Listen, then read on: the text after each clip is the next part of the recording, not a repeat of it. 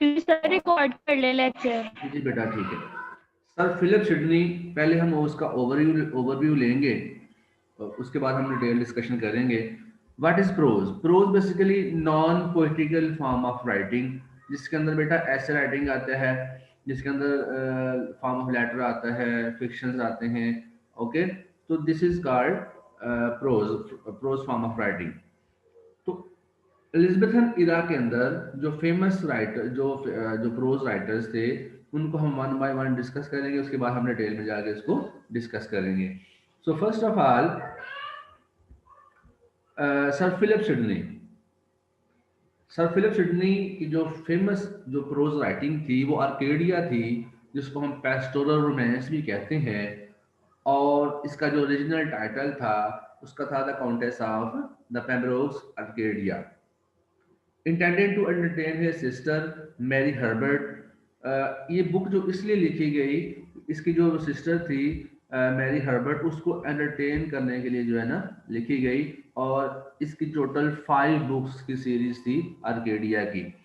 So it's basically adventures of Pyrocles and the Musidorus. ये दो heroes थे जिन्होंने जो है ना दो जो प्रिंसेस थी उनको इम्प्रेस करने के लिए जो है ना ये जो स्टोरी है इसके अंदर चलती है। Seeking princess Philoclea and Pamela स्लाव, बेसिकली उनको जीतने के लिए जो है ना इन्होंने जो है ना इसके अंदर एडवेंचर बताया गया है इस बुक के अंदर।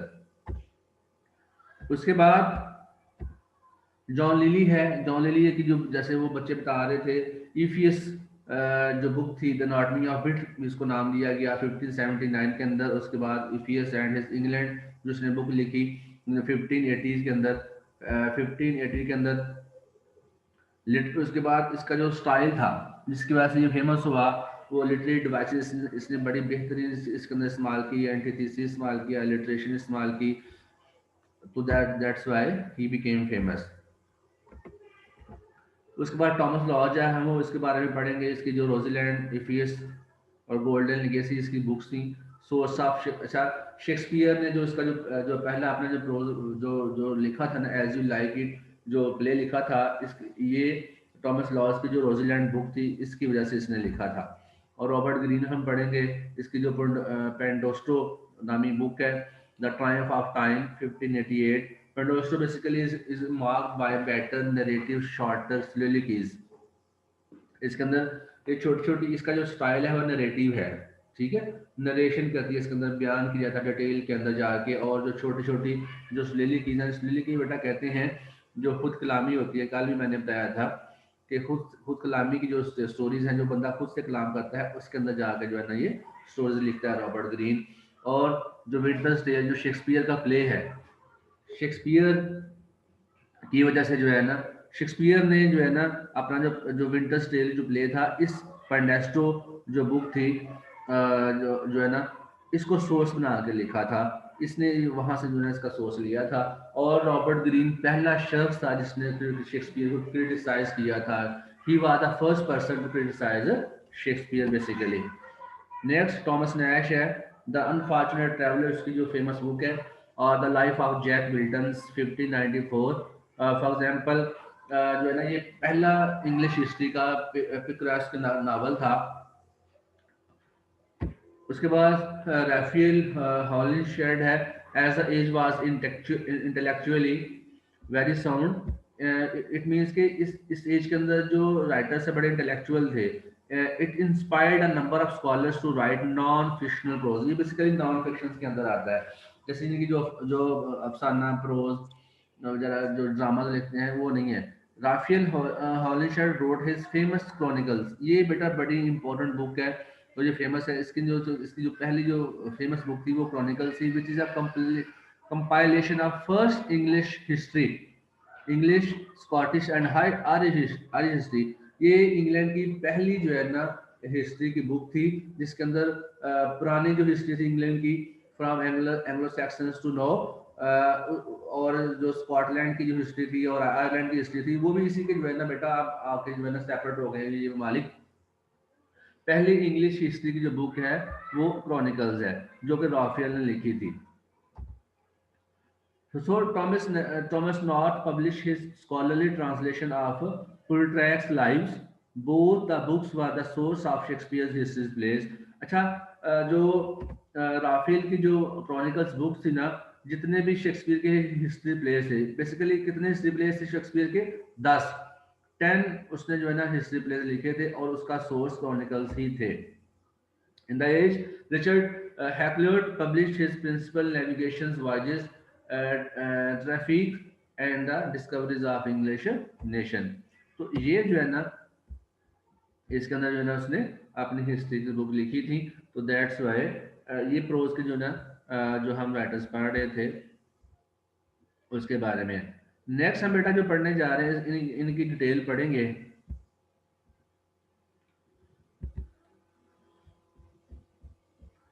यस, ये सुबह मैंने आपको जिसको नजर नहीं आ रहा, मैंने नोट सेंड किए थे ग्रुप के अंदर. The growth and development of English pros in the Elizabethan age, वो ओपन कर लिया अपने मोबाइल से जिसको नजर नहीं आ रहा यहाँ से. Although the Elizabethan age is called the golden age of English poetry and drama, as we read earlier that about the drama of Elizabethan era, the poetry of Elizabethan era, and the other literary works of literature. So we are going to discuss here about the Elizabethan prose. So it should be regarded as a glorious age of English prose. For English prose was set on the track of glory by such great prose writers as Lilly, Green, Lodge, Nash, uh, Delanoy, and Dekker, with Sir Philip Sidney on the forefront.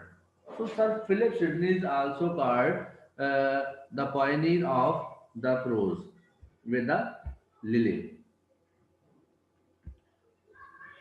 So next paragraph is that at the outest, Elizabethan prose turned to be the translation of foreign books, especially the Italian novella or short romantic stories like Palace of Players by William, tragical, tragical discourses by Geoffrey Fenton. So as I told you yesterday that the Italian language was dominated at that time, but Lilly and Sir Philip Sidney stepped forward for the development of English language, and he took care the flag to write the English prose. Italian novella से जो short romantic stories थी जैसा कि palace of player bye जो कि William ने लिखी, और इसकी जो राइटिंग डिस्कोर्स था वो ट्रेजिकल था बाय जेफरी फेंटन ने लिखा. Petite palace by George petite and original writing publish in 1576 was a collection of legendary tales. तो ये जैसे मैंने कल भी आपको बताया था कि जो इटालियन लेजेंडरी टेल्स के ऊपर जो मबनी बुक्स थी उनको फॉलो किया गया. The most interesting of the early Elizabethan prose fiction was The Adventures of Master F.J. by George Gascoigne. It was published in 1573. तो प्रोज फिक्शन जो था सबसे पहला the adventure of master F.G. By George Gascoigne था. It was publish in 1573. Of the original prose writers of Elizabethan age, यहाँ से बेटा जो ओरिजिनल प्रोज राइटर है वो स्टार्ट होते हैं. सबसे पहले जैसा कि हमने पढ़ा जॉन लिली था, was the most famous in 1578 the publication of his curious book Euphues. उसकी जो 1578 के अंदर जो पहली बुक लिखी गई एफियस नामी, उसको द अनाटमी ऑफ विट भी कहते हैं. It's a sequel entitled Euphues and his England in 1580. उसको तरतीब देके उसकी नई सीक्वल देके नए नाम से एफियस एंड हिज इंग्लैंड के नाम से 1580 के अंदर जो है पब्लिश की गई थी. Although the book contained love stories with thin plots, छोटे-छोटे इसके मतलब प्लॉट से, और इसकी जो स्टोरीज थी वो लव स्टोरीज थी. They were intended to be read as a books of conduct of aristocratic use. तो वो मैंने पहले भी कहा था जो उसकी जो प्लॉट थी और जो स्टफ था और जो किताबें लिखी गई वो सब ये समझा जाता था कि ये अरिस्टोक्रेटिक यूज के लिए हैं. Through these two books by Lilly introduced an inimitable and unique style known as, ये बेटा दिल्ली कि फेमस होने की वजह भी ये भी है कि उसका स्टाइल था, इसका art of style of writing जो था सूफीज़्म के अंदर, marks him as a Pioneer, उसको बानी भी कहते हैं इसका। The beauty of the style lies in the perfect use of balance phrases, यानी कि इसने जो फ्रेजेस लिखे, वो बड़े बैलेंस लिखे, और इंट्रिकेट अलिटरेशन, अलिटरेशन बेटा कहते हैं द रिपीटनेस ऑफ कॉन्सोनेंट साउंड्स, ठीक है। तो कॉन्सोनेंट्स की जो सेम साउंड्स हैं उसको रिपीट करना एलिट्रेशन कहलाता है। क्लासिकल एल्यूजन्स है, एल्यूजन बेटा कहते हैं रेफरेंसेस जो हिस्ट्री के अंदर लिखे जाते हैं। एंड द ऑर्नेट एपिथेट्स, और बड़े जो है ना इसने डेकोरेटिव स्टाइल के अंदर लिखा। नेक्स्ट है बेटा sir Philip Sidney. Sir Philip सिडनी's Arcadia is the first pastoral romance in English. Okay, pastoral romance क्या होता है, मैंने आपको बताया था। पेस्टोरल द पेस्टोरल कहते हैं रूरल लाइफ के बारे में लिखना, देहाती जिंदगी के बारे में लिखना। What is romance? कोई बच्चा बताएगा रोमांस क्या होता है?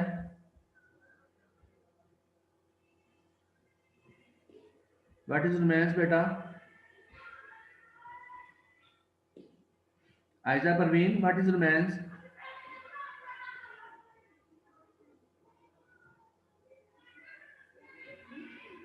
Anisa Tahir, what is romance?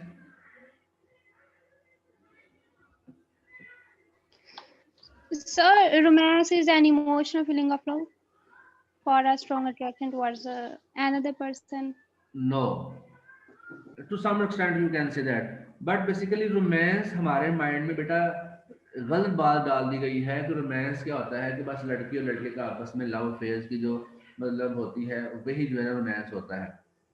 हालांकि रोमांस बेटा इमेजिनेशंस को कहते हैं। इमेजिनेशंस हमेशा परफेक्ट होती हैं, वो रियल नहीं होती, और जो रियलिटी होती है वो परफेक्ट नहीं होती। रोमांस बेटा परफेक्शन ऑफ थिंकिंग कहते हैं, इमेजिनेशंस हमेशा परफेक्ट होती हैं, तखय्युलात की दुनिया जो होती है वो परफेक्ट होती है, दैट इज कॉल्ड रोमांटिसिज्म। और ब्यूटी, इसको ब्यूटी से जो है ना सिंबलाइज किया जाता है, और ब्यूटी ही हमेशा परफेक्ट होती है, और ब्यूटी हमेशा आपके माइंड के अंदर, आपके रोमांस के अंदर, आपके इमेजिनेशंस के अंदर होती है। जैसे जैसे नेचर है, नेचर इज अ ब्यूटी, तो नेचर एक परफेक्ट है, ठीक है। तो आप जब कहते हैं जी पहाड़ देखते हैं, मौसम ऐसा देखते हैं, बारिश देखते हैं, तो कहते हैं what are romantic season, romantic weather. Romantic stand for perfect, natural, which is God, the ultimate truth. God जो है परफेक्ट है, हमारे इमेजिनेशन का वही चीज परफेक्ट है। Understand what is romance? Understand? Yes, sir. Okay. Yes, sir. The first pastoral romance in English, Arcadia देहाती life के बारे में पहला रोमांस था, was modelled on the Spanish pastoral romance, जो किसके ऊपर बेस करते थे, किसको कॉपी करते थे, जो किसके तर्ज के ऊपर जो लिखी गई थी, स्पेनिश पेस्टोरल रोमांस के ऊपर। सिडनीज आर्केडिया में better be called a piece of poetry in the form of prose. इसको हम अगर ये कहें ये फॉर्म ऑफ प्रोज के अंदर पोएट्री लिखी गई है तो बेजाना होगा। However it could exert great influence upon the drama of the age. तो इस आर्केडिया नामी बुक ने उस एज का जो ड्रामा था उसके ऊपर अपना काफी गहरा नक्श छोड़े, गहरा काफी असर छोड़ा। So imitation of Lyly, imitation नकल करना, कॉपी करना। Copy of Lyly, Robert Greene wrote short novels. Next बेटा आता है रॉबर्ट ग्रीन आता है, उसने शॉर्ट नॉवेल्स लिखे लिली के स्टाइल को कॉपी करते हुए। Mamillia, his first novel 1583, the mirror of modesty, the god of the fancy, his most popular romance Pandosto. जैसे मैंने आपको कहा था कि जो ग्रीन ने जो अपनी किताब लिखी Pandosto, provided Shakespeare with the plot of the winter's tale. Shakespeare को उसने कहानी जो है ना मुहैया की विंटर्स टेल्स के लिए, जो उसका प्ले था। पेंडेस्टो is marked by better narratives, shorter soliloquies, and lesser euphemism than other books. Green modeled his Menfun 1589 on a Sydney's Arcadia. Perhaps the best of Green's euphuistic romance is to his love published in 1589. उसका जो पहला एफियस्टिक romance था वो उसने क्या लिखा था, to his love, यहाँ तक इसका नाम है, to his love, published in 1589। तो ये रॉबर्ट ग्रीन था, और रॉबर्ट ग्रीन ही पहला शख्स था जिसने विलियम शेक्सपियर को क्रिटिसाइज किया था हिस्ट्री के अंदर। ओके, सो नेक्स्ट है Thomas Lodge. Thomas Lodge became famous for his euphuistic romance Rosalynde. ये याद रख लीजिए, ऑब्जेक्टिव के अंदर आपको आएगा, और अगर आपको ये क्वेश्चन आ गया ना प्रोज वाला, तो आपने यही सेम पेज लिख देना, तो आपका क्वेश्चन हल हो जाएगा। So for his euphuistic romance Rosalynde, the source of Shakespeare's as you like it, इसका जो प्ले था ना एज यू लाइक इट, तो उसकी कहानी का जो प्लॉट था वो यहाँ से जो है ना उसने मतलब लिया, उसके लिए ये बुनियाद बना। Although Lodge imitated Green style of romantic tale, अगरचे जो ग्रीन है, जो लॉज है, ये ग्रीन के स्टाइल ऑफ रोमांटिक स्टाइल को कॉपी करता है, उसकी जो कहानियां हैं, he surpassed his master by introducing masculine material borrowed from Chaucer। अब इसको एज क्या था, इसको मतलब एक मतलब वजह फोकस क्या थी ग्रीन के ऊपर और लॉज को, कि उसने जो फॉर्म ऑफ राइटिंग थी उसके अंदर मर्दानगी ले गया था, मस्कुलिनिटी ले गया था, जो कि उसने कहाँ से लिया था, चौसर से लिया था, क्योंकि चौसर क्रिटिसाइज कर रहा था उस वक्त के जो है ना चर्च को, that's why. So Thomas Dekker, next Thomas Dekker है, was famous for his realistic portrayal of contemporary life. उस वक्त की जो जिंदगी के जो आकाश है उसको रियल अंदाज में पेश करने का जो स्टाइल था वो थॉमस डेकर के नाम जाता है। His prose works include Bellman of London, उसकी जो पहली बुक थी Bellman of London, Lanterns and Candlelight, The Seven Deadly Sins of London, News from Hell, Brought by Devil's Carrier, all published between 1606 to 1608। यानी कि 2 सालों के अंदर उसने ये अपने ये प्रोज वर्क से ये पब्लिश करवाए। We should note the Deccan's characters are all idealized vagabonds। तो इसके जो तमाम जो करेक्टर्स थे वो आइडियलाइज किए जाते थे और हाईली अप्रिशिएटेड इसके करेक्टर्स थे। सो नेक्स्ट है Thomas Nashe. Thomas Nashe be regarded as the first writer of what is called travelogue for his famous book of the unfortunate traveller और the life of Jack Wilder. बेटा ये इसकी जो 2 books थी ये बहुत famous थी, ये आपने याद रखनी है, द अनफॉर्चुनेट ट्रैवलर और the life of the Jack Wilton. The story relates the life of Jack Wilton. इसके अंदर जो हीरो है, इसकी जो मेन कैरेक्टर है वो जैक विल्टन है। A page in the rain of the Henry VIII who became an adventurer. एक नौकर है उस वक्त का पेज, बेटा उसको सर्वेंट कहते हैं, जो फॉर्म ऑफ सर्वेंट है, सर्वेंट में कई किस्म के होते हैं। हेनरी VIII किंग है, हेनरी VIII किंग के दौर में जो है ना ये एडवेंचर बना था, तो उसके ऊपर ये बुक लिखी गई है। नेक्स्ट है Thomas डॉनले is remembered for his famous prose work Gentlecraft, Jack of Newbury, and a Thomas of Reading.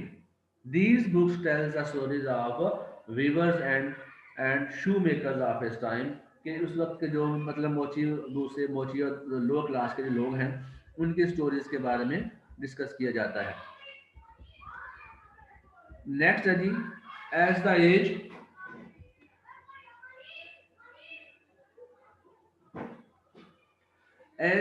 was intellectually very sound and it inspired a number of scholars to a non-fictional prose writers। पहले हम ऊपर पढ़ रहे थे fictional writers जिन्होंने fiction लिखे थे लेकिन ये जो जिन्होंने फिक्शन नहीं लिखे नॉन फिक्शनल राइटर कहते हैं उसको, ये भी आपने बेटा डिस्कस करना है। जो दूसरे नोट्स है मैंने उसके अंदर डिटेल से दिया है, कल जो मैंने पढ़ाए थे आपको। अब प्रोज की 2 किस्म होती हैं, फिक्शनल और नॉन फिक्शनल। फिक्शन में नावल नगारी फैंटेसी राइटिंग, और नॉन फिक्शनल जो लोग ऐसे लिखते हैं या लेटर्स लिखते हैं, पम्फलेट वगैरह लिखते हैं, तो ये नॉन फिक्शनल राइटर कहते हैं। तो जो सबसे पहला राइटर आता है वो राफेल हॉलिंशेड है। रोड फेमस क्रॉनिकल्स, इसने जो क्रॉनिकल अपनी बुक लिखी, जो मैंने कहा था फर्स्ट इंग्लिश हिस्ट्री की बुक है, और इसने from Anglo Saxons to no English history के बारे में डिटेल से लिखा, ठीक है। और जो शेक्सपियर की 10 हिस्ट्री प्लेस थे ना वो भी इसी से लिए गए मीन्स के वो शेक्सपियर ने हिस्टोरिकल जो इवेंट्स थे, हिस्ट्री जो थी वो यहाँ से कलेक्ट की और आपने जो 10 हिस्टोरिकल प्लेस थे वो लिखे. So next there was another great scholar who contributed great deal to the enrichment of English prose. He was Francis Bacon. आप फ्रांसिस बेकन प्रोज के अंदर पढ़ेंगे, साथ तनवीर आपको सब प्रोज पढ़ा रहे होंगे. फ्रांसिस बेकन नामी एक वहां पे जो एसिस्ट है, ठीक है, प्रोज राइटर है. तो सर फ्रांसिस बेकन जो है वो अपनी वर्ल्डली डिजायर, वर्ल्डली विजडम और मैकियावेलियन स्टाइल से जो है ना मशहूर हुआ. और 1561 टू 26 की इसकी एज है. Was the first introduced in English the literary genre known as the essay. Francis Bacon जो था उसने जो है हिस्ट्री ऑफ इंग्लिश लिटरेचर के अंदर जो है ना सबसे पहले जो एसेज लिखना मुतारफ करवाए वो फ्रांसिस बेकन ने लिखने मुतारफ करवाए थे.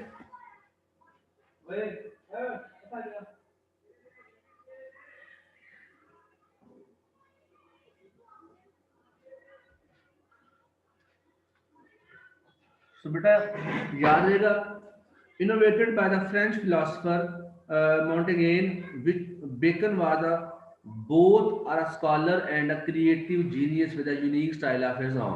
इनके अपने स्टाइल की वजह से जो है ना वो एक स्कॉलर माना जाता था और जीनियस कहलवाता था.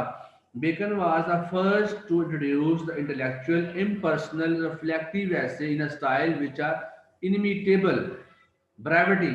उसके जो आप मैं आपको बेकन का भी यहाँ से तैयार हो जाएगा. ब्रेविटी उसकी सबसे बड़ी जो है ना इसका वेपन था. Brevity mean short writing but very clear and having strong magnitude of words. यानी कि लिखा तो बड़ा शॉर्ट जाए लेकिन उसके जो मीनिंग बड़े जामे हों. Okay, that is called brevity. Idiomatic phrases means is a soul of Bacon's essay. The words chosen by him are a crisp or a pithy. His sentences, though small, speak volumes. लेकिन इसके जो sentences होते तो short है लेकिन इसके ऊपर आप दर्जनों जो है सेंटेंसेस बोल सकते हैं, दर्जनों आप पेज लिख सकते हैं. It may be said that Elizabethan intellectual prose finds its culmination in Bacon. ये कहा जाता है कि जो बेकन के आने से जो है ना जो दूसरा जो इंटेलेक्चुअल प्रोज था उसका मतलब उसको मिला और एलिजाबेथन जो जो जो दूसरा पुराना स्टाइल था वो खत्म हुआ.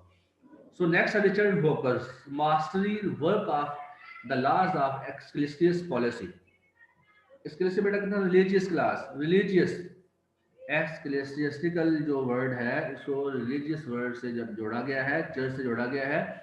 So, of the laws of ecclesiastical policy is the one of the greatest of the non-fictional prose works of Elizabethan age. It began appearing volume by volume in 1594, यानी कि इसके वॉल्यूम पे वॉल्यूम आए और ये 1594 तक जारी रहा and continued till the author's death, और उसकी मौत तक ही जारी रहे. It was the first book in England which used English for a series of philosophical discussion. Hooker was a Protestant.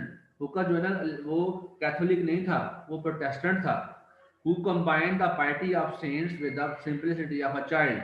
जो जो दरवेशों की जो होती है ना बुजुर्गी, वो बच्चों की जो है ना मासूमियत से जो है कंपैरिजन करता है उनको. His purpose in writing the book was to defend the church of England and to support certain principle of church government.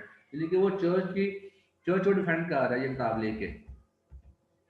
So next and last paragraph is that a basic characteristic common to almost all Elizabethan prose is the nearness of their prose to poetry.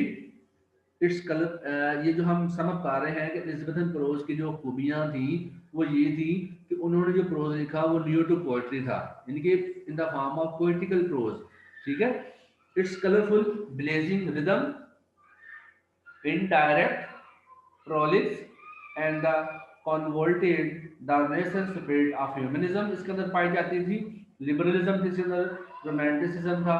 found full play in the growth and the development of English prose in the English age. So this is our English prose topic.